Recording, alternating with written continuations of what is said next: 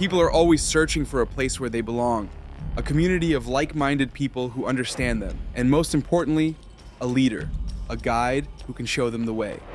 At first, everything seems wonderful, but it doesn't take long before the true nature of these groups, and especially their leaders, starts to show. The leaders want one thing: control over their followers. They want them to do whatever they say, to give them whatever they want. And of course, they want their followers to be willing to die, or even to kill for them. That's when it hits you. This isn't one big happy family these people have joined. It's a cult. And in this video, I'll be looking at 7 of the darkest and most disturbing cults in history.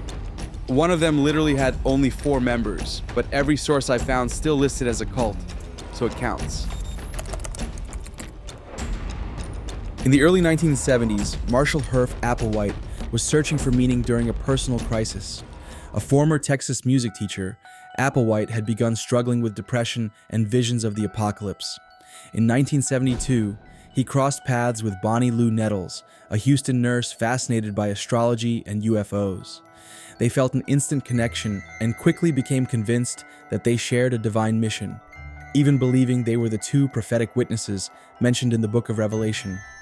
By 1974, Applewhite and Nettles had founded a new religious group that came to be known as Heaven's Gate, taking on the names Doe, Applewhite, and T, Nettles. They traveled across the American West, preaching an unusual blend of Christian end-times prophecy and UFO lore. They promised that a spaceship would soon arrive to carry faithful followers to a higher plane of existence. In 1975, they held recruitment meetings in California and Oregon, attracting a small group of devotees willing to abandon their families and all worldly ties. Those who answered the call dropped out of society almost immediately, looking to Applewhite and Nettles, known to them simply as the 2, as leaders. When no UFO arrived as predicted, Heaven's Gate shifted from hopeful anticipation to strict perseverance. Through the late 1970s and early 1980s, members lived a nomadic communal life under increasingly rigid rules. They camped in remote areas, then moved between quiet safe houses, keeping their lives secret and disciplined. Followers gave up all possessions, cut ties with family, and embraced absolute celibacy. Eventually, the measures became even more extreme. At least 8 male members, including Applewhite himself, voluntarily underwent castration surgeries as proof of their total renunciation of earthly desire. Within the cult, Applewhite ruled with absolute authority, while Nettles remained his co-leader. But in 1985, Bonnie Nettles died of liver cancer, a devastating blow that threatened to shatter the group's beliefs. Until that moment, Heaven's Gate had taught that members would ascend to the next level without ever experiencing death. Nettles' passing forced Applewhite to change the narrative. He told followers that she had simply shed her human vehicle and moved on ahead of them. Death, he explained, wasn't a failure for the faithful. It was a necessary step to truly leave Earth and reach the heavenly kingdom. By the early 1990s, Heaven's Gate had re-emerged from isolation. Now leading alone, Applewhite still commanded a core of loyal followers and sought to recruit new ones. In the early days of the internet, the group even started a small web design business under the name Higher Source to fund their activities. They also built their own website to spread Heaven's Gate teachings. The group lived quietly, convinced that one day, a cosmic sign would tell them when it was time to depart Earth. That sign seemed to come in 1997 with the arrival of Comet Hale-Bopp. Rumors spread that an alien spacecraft was trailing behind the comet.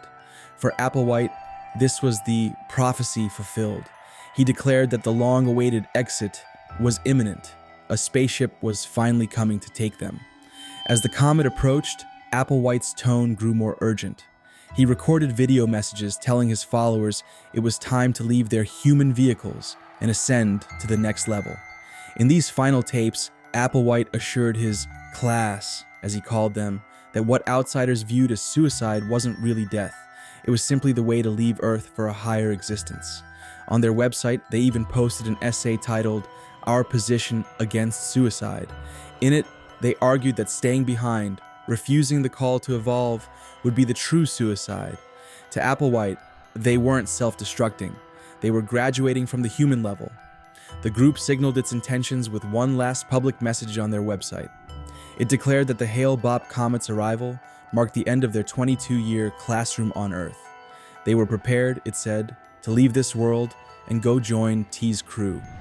In late March 1997, Heaven's Gate carried out its endgame at a rented mansion in Rancho Santa Fe, a suburb of San Diego. Over 2 days, all 39 members, 21 women and 18 men, died by suicide in a carefully orchestrated sequence.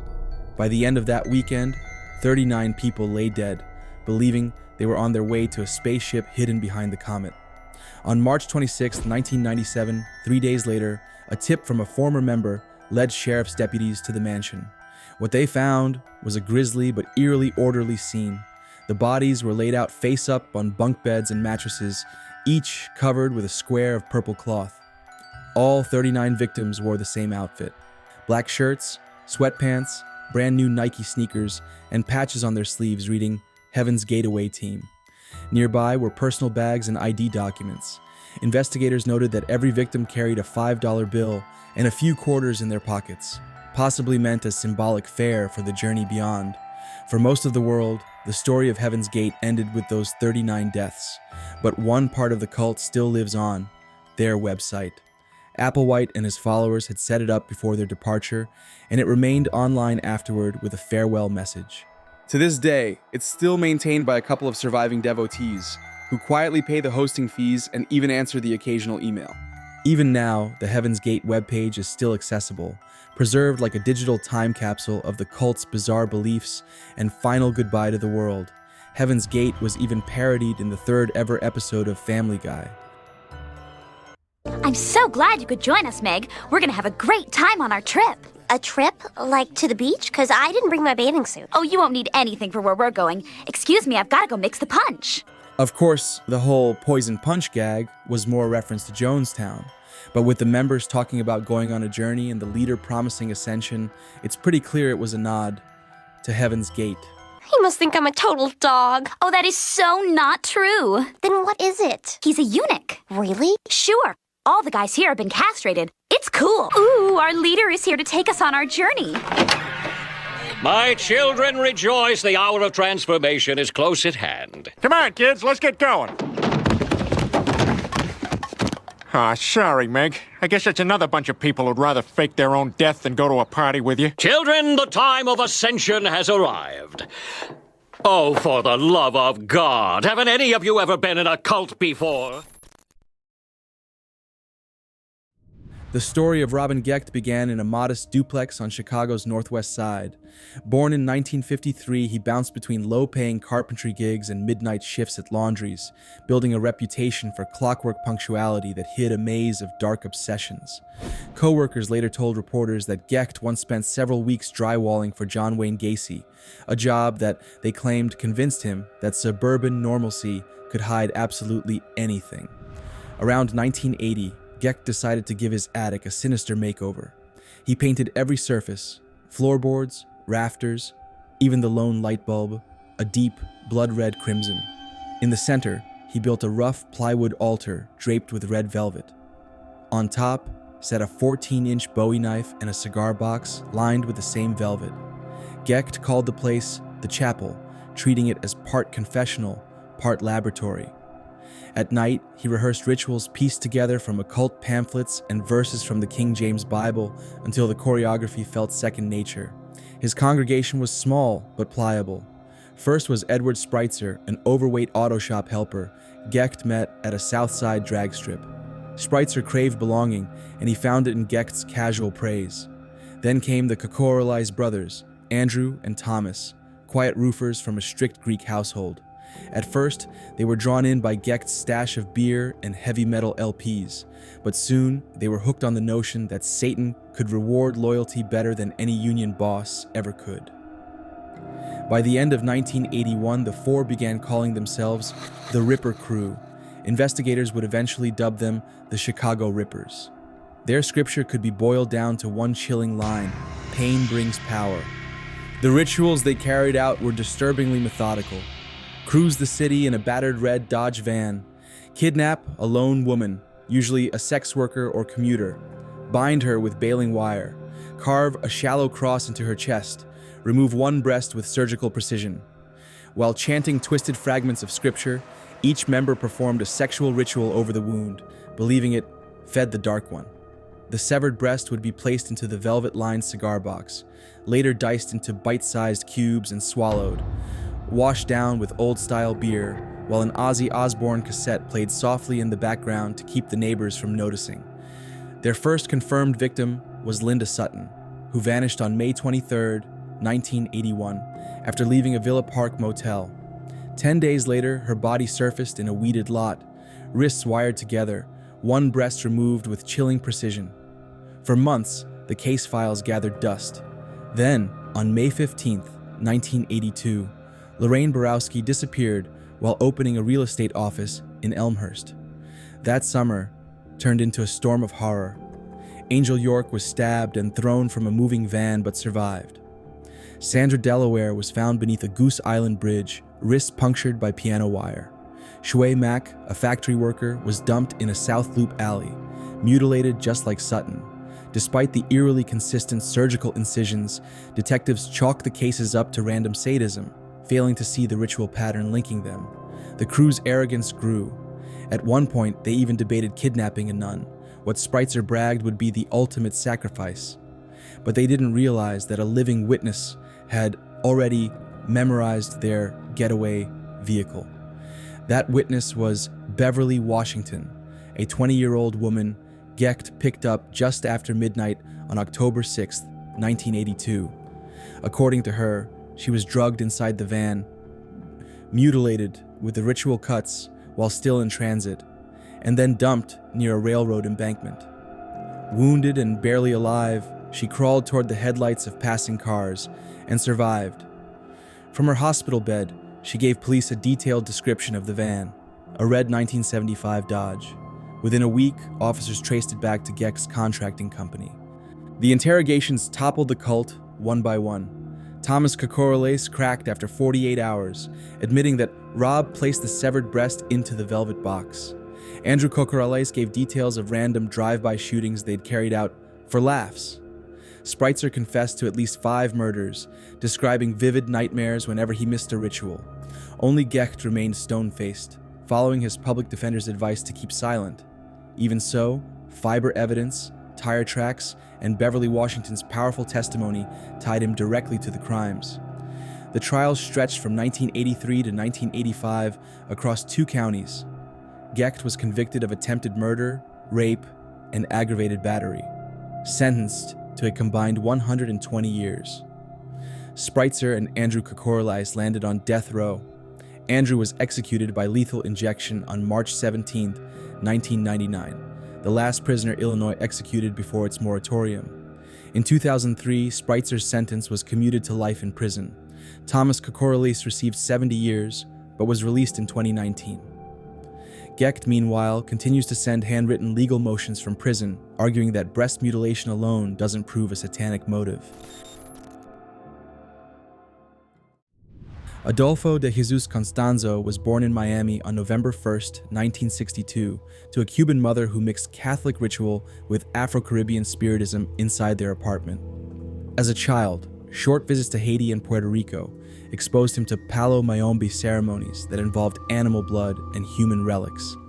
By his teenage years, he was serving as an assistant to a Miami priest of that tradition, learning how bones, herbs, and iron cauldrons could be marketed to clients, especially criminals, who wanted supernatural protection from rivals.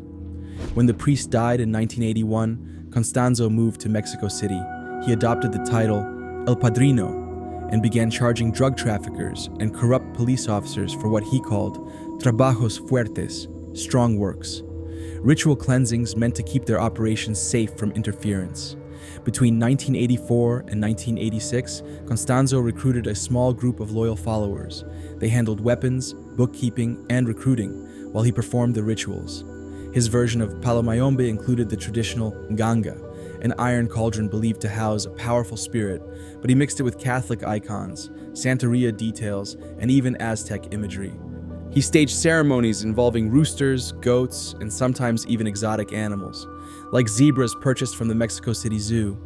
The spectacle impressed potential clients and widened his network. By the late 1980s, he had forged ties with the Hernandez family, a powerful clan moving marijuana across the U.S. border near Matamoros. In exchange for a share of each shipment, Constanzo blessed their loads and performed rituals to mislead American authorities. The money allowed him to purchase Rancho Santa Elena, a 400-acre property about 20 miles west of Matamoros. There, he and his followers armed themselves with rifles, radios, and built a private stronghold. In 1987, Constanzo met Sarah Maria Aldrete, a physical education student at Texas Southmost College, who crossed the border from Brownsville to Matamoros daily. Constanzo told her that she carried priestly authority from a previous life. The promise of power and status lured her in, and soon she abandoned her classes to become his second-in-command, known within the cult as La Madrina, the godmother. Aldrete organized vehicles, fake documents, safe houses, and schedules, allowing Constanzo to focus on rituals and intimidation. Constanzo believed that larger sacrifices would strengthen the Nganga, and by extension, the drug business that funded the cult. At first, victims came from rival gangs that resisted paying him for protection. In 1988, several members of the Calzada family disappeared after refusing to partner with him. Their remains were later found, with fingers, ears, and in one case, a spine removed. To Constanzo's inner circle, these body parts were mandatory offerings to feed the spirit inside the cauldron. By early 1989, Constanzo demanded that the next ritual include what he called a superior brain. On the night of March 14, 1989, a scout team prowling the bars of Matamoros spotted Mark Kilroy, a 21-year-old pre-med student from the University of Texas. He had gotten separated from his friends while on spring break. Kilroy was forced into a pickup truck and taken to Rancho Santa Elena. 12 hours later, he was killed with a machete blow to the neck. His brain was removed and boiled with herbs in the cauldron, while his torso was buried in a shallow pit that already held the remains of earlier victims. Because Kilroy was an American citizen, his disappearance turned what had been a regional wave of vanishings into an international investigation. Texas authorities pressured their Mexican counterparts for daily updates, and the media on both sides of the border reported the case in detail. Constanzo's empire began to unravel on April 1, 1989, when Serafin Hernandez ran a police checkpoint while transporting marijuana. Officers followed him back to Rancho Santa Elena. A search uncovered firearms, bundles of cannabis, an altar stained with animal blood, and disturbed ground behind a cinder block shed. Forensic teams spent a week digging, eventually uncovering 15 bodies, including Mark Kilroy's. Many skeletons showed missing vertebrae, ribs, or fingers, removed for ritual purposes. Constanzo, Aldrete, and 4 associates fled to an apartment on Rio Sena Street in Mexico City, dragging one young follower with them. On May 6, 1989, police surrounded the apartment. Constanzo opened fire with an Uzi from the 5th floor window until he ran out of ammunition. Not wanting to be captured alive, he ordered one of his followers, Alvaro de Leon, to kill him. De Leon fired, killing Constanzo and another cult member. Aldrete was arrested unharmed. Court proceedings dragged on for years. In 1993, Sarah Aldrete was sentenced to over 600 years in prison, though Mexican law capped her sentence at 30. Several members of the Hernandez clan received 50-year sentences for homicide and drug trafficking. Investigators linked at least 26 murders to the group, though evidence suggested the real number was even higher. 2 mid-level cult members named in arrest warrants were never found. Rancho Santa Elena was eventually demolished, and the cult's Nganga, still containing human bone fragments, was officially recorded as evidence in Mexico City. In 2023, HBO released a 3-part documentary titled La Narco Satanica, using Sarah Aldrete's prison interviews to revisit the case and highlight the lasting fascination with occult elements in cartel culture. Today, the identified victims are buried in family plots across Texas and northern Mexico. Several graves from the ranch are marked only with numbers since the victims remain unidentified. Border inspectors still cite the Matamoros case when describing how criminal gangs sometimes blend cult practices with smuggling operations. What made the case so shocking wasn't just the scale of violence, but the way abduction and ritual killing were treated as functional components of a criminal enterprise. In the early 1980s, a French jeweler turned occultist named Joseph de Mambreau began renting discreet hotel suites around Geneva. There, he spun elaborate tales about secret Templar wisdom and an approaching cosmic purification. His partner was Luc Jouret, a Belgian homeopath with polished manners and a flair for apocalyptic prophecy. Jouret handled the charisma and public image, while de Mambro controlled the script. Together, in 1984, they transformed their lecture circuit into a secretive inner order they called the International Chivalric Organization of the Solar Tradition. Members simply shortened it to the Order of the Solar Temple. The group mainly attracted professionals with disposable income. New recruits were ushered into candlelit rituals that fused Masonic theatrics with New Age space mysticism. The higher initiates were told that Earth was doomed and that only a chosen few would be allowed to ascend to a higher plane near the star Sirius. From the beginning, de Mambro made one thing clear. If prophecy demanded blood, prophecy would get blood. By the early 1990s, financial investigations in Canada and Switzerland, combined with a failed gun smuggling case, convinced the leadership that the end was near. De Mambro's paranoia eventually targeted Tony Dutoit, a former member he once trusted. Dutoit, a Swiss-Canadian craftsman, had helped build ceremonial props for the cult. But when his wife Nikki gave birth to a son named Christopher Emmanuel, de Mambro erupted in fury. The child's name too closely resembled that of de Mambro's daughter, Emmanuelle, whom he had declared the cosmic child. To de Mambro, the baby represented nothing less than the Antichrist. On September 30th, 1994, Tony, Nikki, and their 3-month-old son Christopher were lured to a chalet in Morin Heights, Quebec. There, 2 loyalists, Joel Egger and Dominique Belleton, stabbed the parents repeatedly, then murdered the infant with a wooden stake. The order had come straight from de Mambro. The killers cleaned up the scene, set incendiary timers, and boarded a plane to Europe that very night. 3 days later, smoke rose in 2 different locations in Switzerland. At a farmhouse in Sherry, investigators found a concealed ritual chamber where 23 bodies were laid out in a sun-wheel pattern. Most had been drugged, then shot in the head. A few were suffocated with plastic bags. 90 miles south, the burned remains of 3 chalets in Grange-sur-Salvin yielded another 25 corpses, many injected with poison before being set on fire. Among the dead were Jouret and de Mambro themselves, both dressed in crimson robes, plastic bags taped around their heads, with a .22 caliber pistol nearby. Fires had been rigged with military-style timers. Farewell letters sent to friends boasted that the awakened had left Earth for a purer realm. Autopsies later revealed that only a handful had taken their own lives. The rest were executed. Authorities tried to seal the crime scenes, but the cult's teachings spread on photocopied testament leaflets promising another wave. 15 months later, on December 16, 1995, the prophecy repeated itself. In the French Alps, 14 followers, including 3 children, were discovered in a forest clearing on the Vercors Plateau, arranged in a star formation. Each victim had been drugged, shot with a .22 pistol, doused in gasoline, and set on fire. 2 leaders, André Friedli and Jean-Pierre Lardonche, were found nearby with revolvers, apparently the ones who carried out the killings before taking their own lives. Investigators concluded at least 4 of the victims had been coerced or incapacitated. The last chapter unfolded back in Quebec. Before dawn on March 22, 1997, a modest house in Saint-Casimir went up in flames. Inside were 5 Solar Temple loyalists, Chantal and Didier Perrault, Pauline Lalonde, Bruno Claus, and an elderly relative. 3 teenage children of the Perraults escaped into the snow, dazed from sedatives. They later told police that their parents had tried to drag them into the transit, but gave up when the teens begged to live.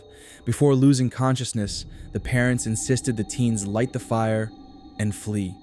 Another farewell letter, mailed just hours before, claimed the group would continue the mission on another world. Between 1994 and 1997, a total of 74 people died under the banner of the Order of the Solar Temple, murdered, coerced, or convinced that fire and poison were doorways to salvation. The architecture of mass death had been laid years earlier in candlelit rituals, where de Mambro and Jouret preached escape from a collapsing Earth. When outside scrutiny grew, their theology of ascension mutated into a program of systematic killing. The lodges of the Solar Temple now stand abandoned, but the blueprint, Dimambro and Jure left behind, a faith weaponized into coordinated murder, remains etched in every autopsy report and crime scene photo pulled from the ashes.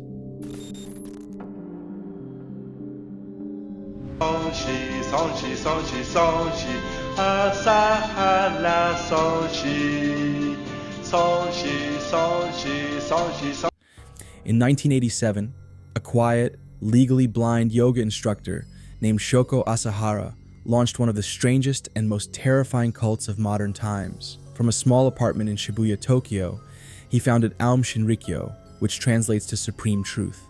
What began as a fringe yoga and meditation class quickly spiraled into something much darker. By 1989, Aum was officially recognized as a religious organization. This gave it massive tax breaks and near total immunity from government scrutiny. Asahara claimed that during a visit to India, he had met the god Shiva, who had given him a divine mission to save Japan. He even advertised supernatural abilities, bragging in pamphlets that he could levitate through sheer willpower. Aum blended Buddhist, Hindu, and Christian apocalyptic prophecies, and Asahara styled himself as a guru with messiah-like powers. Underneath its New Age exterior, Aum's recruitment strategy was relentless. The cult drew heavily from Japan's elite, graduate students in chemistry, physics, and engineering from top universities. Its propaganda was surprisingly slick for a fringe sect. Aum produced glossy magazines and manga-style comics that tied its creed to anime and sci-fi themes, space missions, secret weapons, global conspiracies, and the promise of ultimate truth. They even funded a 10-episode anime series called Choetsu Sakai, The Transcendental World, featuring Asahara himself as the messiah-like hero. If you've been online long enough, you've probably seen the image of a cartoon version of Asahara talking on the phone. For years, people thought it was just a meme called Anime Jesus, but in reality, it came straight from Aum's propaganda. Aum promised new recruits the ability to cure illnesses or unlock psychic powers, but the initiations were brutal. Reports describe disciples being dosed with LSD, hung upside down for long periods, subjected to electric shocks. All of this was designed to break down their will and make them dependent on Asahara. In person, Asahara was small, overweight, and physically unimpressive. But on stage, he transformed. He mixed Bible passages with Buddhist mantras, painting himself as both Christ and the Buddha of the end times. He claimed to have achieved cosmic enlightenment, granting him supernatural powers. In lectures, he preached that Armageddon was coming, and only Aum's inner circle would survive. Around him, he gathered cult scientists, doctors, chemists, and engineers, forcing them into service to build his apocalyptic vision. Anyone who questioned him was branded an enemy. Aum's promises of salvation quickly curdled into violence. In 1989, when a TV station secretly filmed lawyer Tsutsumi Sakamoto criticizing the cult, Aum struck back. Members abducted Sakamoto, his wife, and their 14-month-old son. They were beaten, injected with potassium chloride, and killed. Their bodies were stuffed into metal drums and hidden in mountain forests.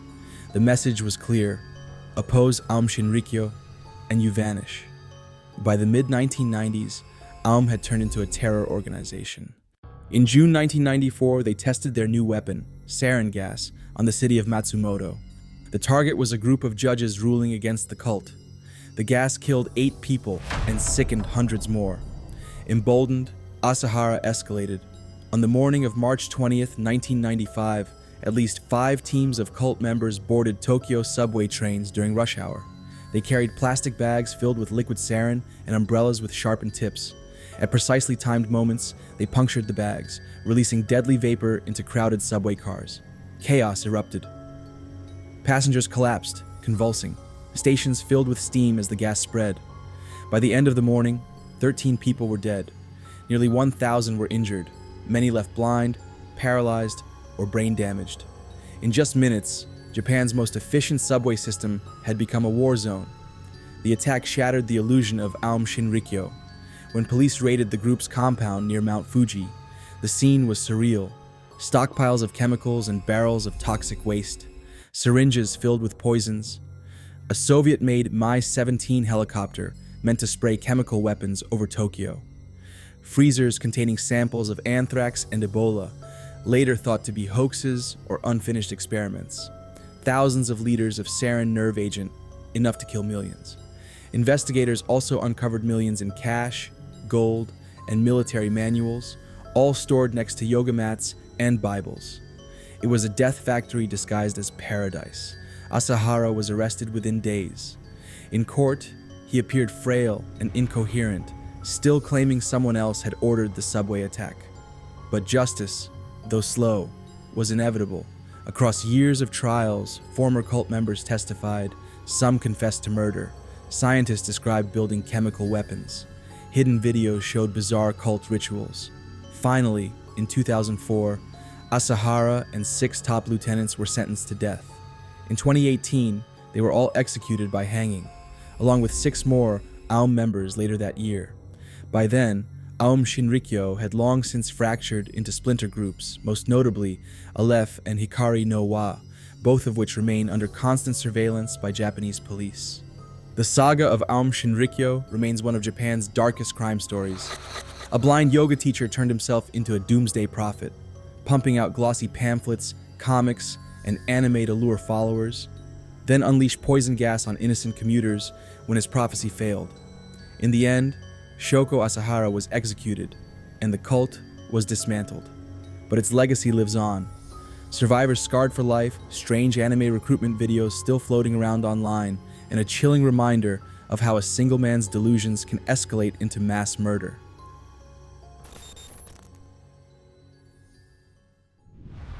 In the late 1980s, in the Kanungu district of southwestern Uganda, a former Roman Catholic priest named Joseph Kibwerere withdrew from parish life. He claimed he had witnessed a vision of the Virgin Mary on his land. In 1989, he met Credonia Murinda, a small-town beer seller who also said she had seen the Virgin Mary and that she carried new instructions for building a purer church. Together, Kibwerere and Murinde founded what they called the Movement for the Restoration of the 10 Commandments of God. Kibwerere supplied the land and a public face, while Murinde supplied prophecy and day-to-day authority. They even recruited respected clergy, including Dominic Kataribabo, a Catholic priest who had recently returned from graduate study in the United States. From the outside, the movement presented itself as a pious offshoot, dedicated to strict observance of the 10 Commandments. But from the start, it operated outside official church structures, holding services in makeshift chapels and roadside shelters. Recruitment focused on 2 central themes. The apocalypse was imminent, and absolute obedience was mandatory. The leadership produced a 90-page booklet titled, "A Timely Message from Heaven, the End of the Present Time." New members were required to memorize it, sometimes reading it 6 or more times. Rules were draconian. Conversation was discouraged, in case idle talk broke the 9th commandment against bearing false witness. Some days, members were only allowed to communicate in sign language. Sex was banned. Soap was considered unnecessary. Meals were restricted to 1 per day on Mondays and Fridays.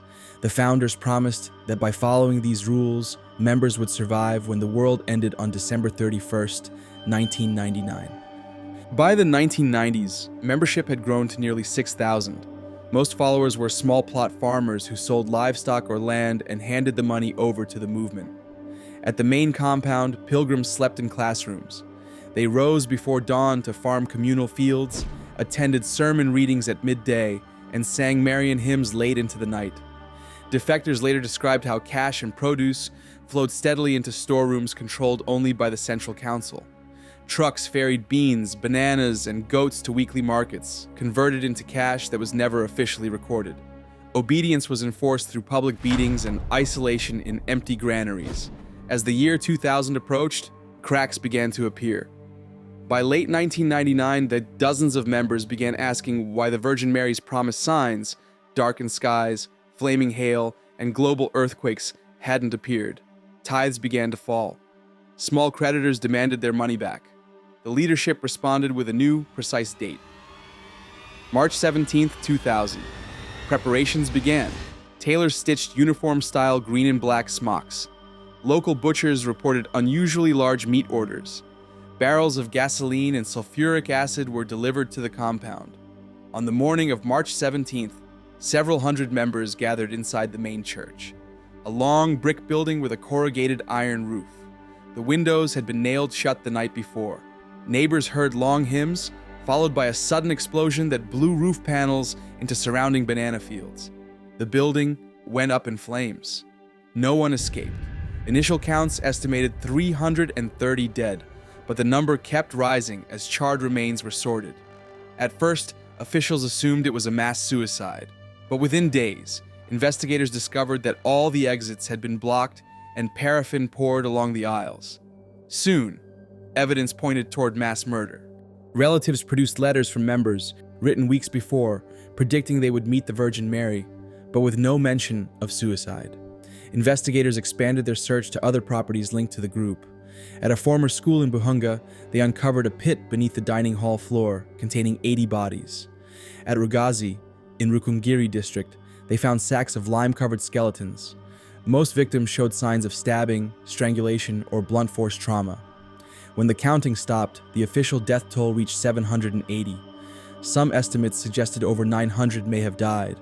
Forensic evidence showed that many victims had been killed weeks before the church fire. But neither Kibuter nor Murinde were found among the dead.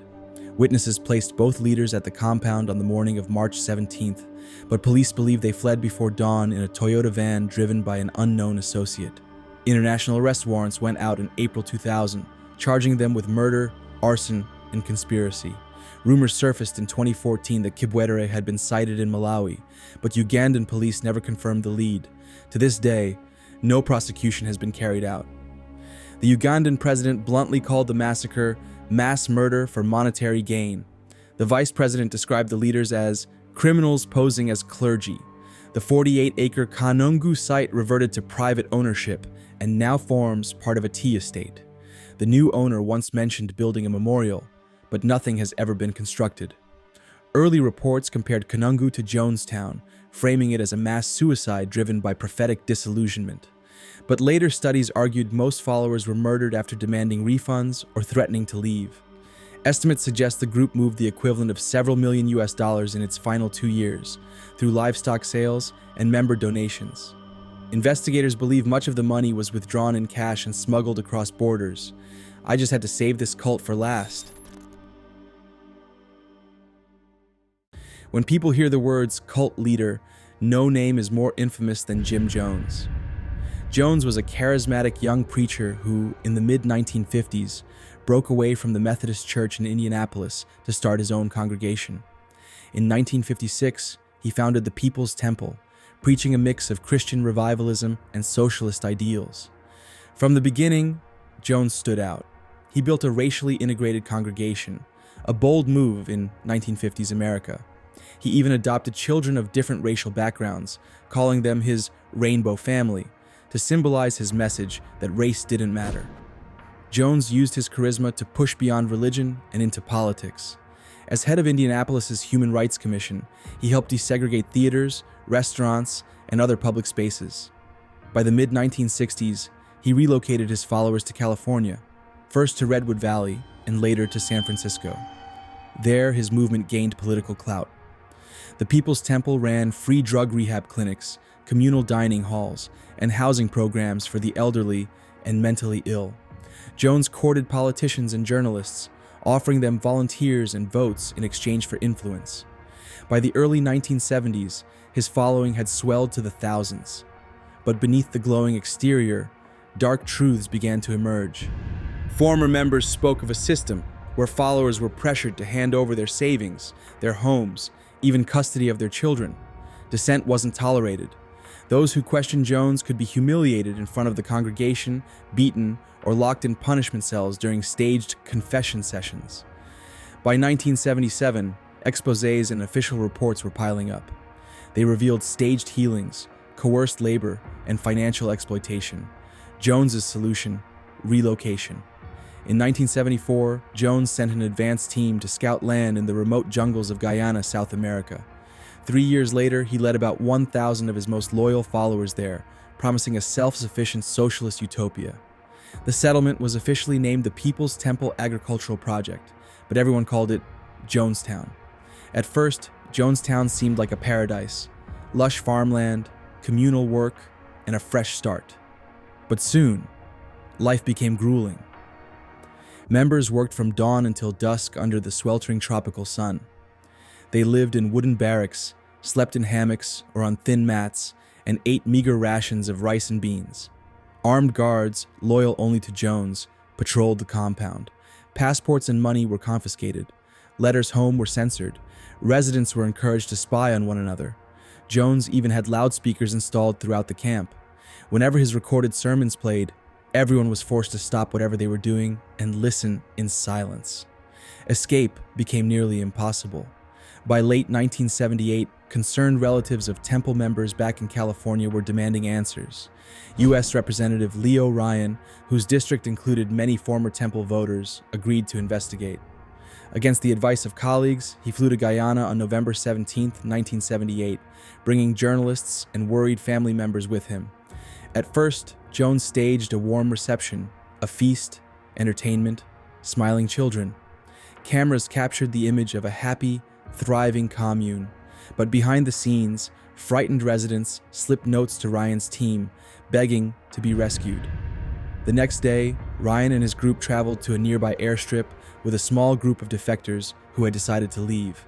As they prepared to board 2 planes, a truck full of Jones's armed guards roared onto the runway. They opened fire. Congressman Leo Ryan was killed. An NBC cameraman and a photographer were gunned down. 2 defectors were murdered on the spot. Several others were wounded. It was the first time in American history that a sitting member of Congress had been killed in the line of duty. Back at Jonestown, Jones gathered everyone into the main pavilion.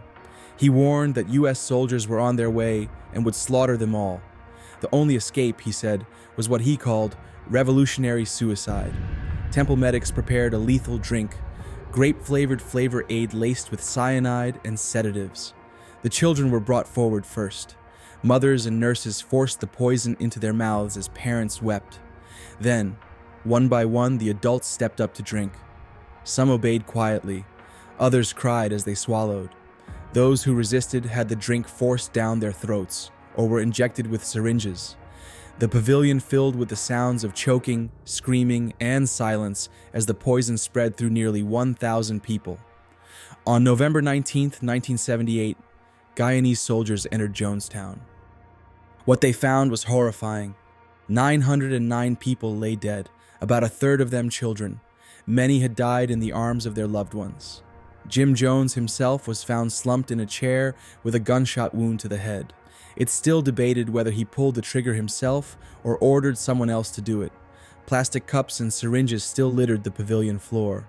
The dream of Jonestown, a paradise free from racism and poverty, had ended in the largest mass death of American civilians until 9/11.